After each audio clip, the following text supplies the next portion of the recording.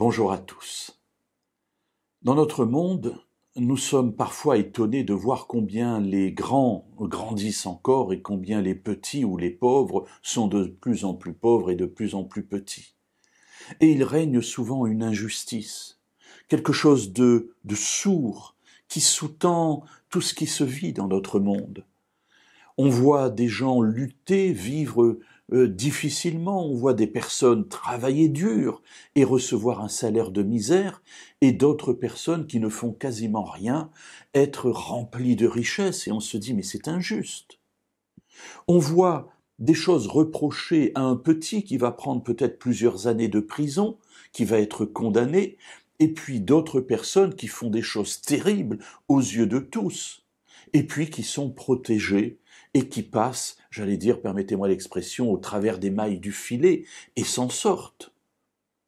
Alors, on peut dire ce monde moderne est un monde difficile, un monde injuste, mais est-ce vraiment une qualité du monde moderne? Dans le livre de l'Ecclésiaste, au chapitre 5 et au verset 7, il est écrit la chose suivante. « Si tu vois dans une province qu'on opprime le pauvre et qu'on viole le droit et la justice, ne t'étonne pas de la chose, car un grand protège un autre grand, et il est encore de plus grand au-dessus d'eux. » Et je me dis, bien finalement, ce qui a été sera, et ce qui est ancien, eh bien, est encore moderne. Quand je lis cette parole de l'Ecclésiaste, je me dis, mais cela s'applique à mon monde, le monde dans lequel je me trouve au XXIe siècle, alors que là, c'est l'Ecclésiaste, c'est-à-dire le roi Salomon. On est dans les environs de 950 avant notre ère. Oui, à son époque déjà, et Salomon sait de quoi il parle puisqu'il a été roi, il ne faut pas s'étonner que l'on voit le pauvre opprimé, le droit qui est violé, parce qu'un grand protège un autre grand. Il y a là tout un réseau de personnes qui vont se protéger les unes les autres pour éviter que ce qui aurait dû arriver en termes de justice et de droit ne tombe sur ces personnes-là. Et il nous dit, il en est même encore de plus grand au-dessus de ces grands-là. Et c'est cette sorte d'impunité qui est révoltante. Et on sent dans la population, y compris à notre époque, cette colère qui est là.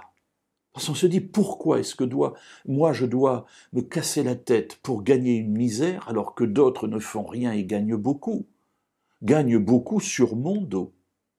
Pourquoi est-ce que je demande simplement le droit et on ne me l'accorde pas, alors que pour d'autres, ils obtiennent ce qu'ils veulent, alors qu'ils n'y ont pas droit? Et on se dit, nous sommes dans un monde d'injustice. Et oui, mes amis, nous sommes dans un monde d'injustice. Et cette sorte d'impunité amène les gens qui sont de plus en plus grands à penser que rien ne pourra jamais les atteindre. Et c'est pour cela que la parole de Dieu est là, un peu consolante malgré tout, en disant que, oui, pour un temps, dans ce monde-ci, dans ce monde où le droit et la justice ne sont pas les valeurs principales, il y a possibilité pour le méchant de grandir. Mais un jour, Dieu viendra, et au moment de ce jugement, il remettra toutes les choses à plat. Et là, plus personne ne pourra se protéger derrière un autre grand, plus grand que lui, car Dieu dévoilera la pensée des cœurs aux yeux de tous et rétribuera chacun selon son œuvre.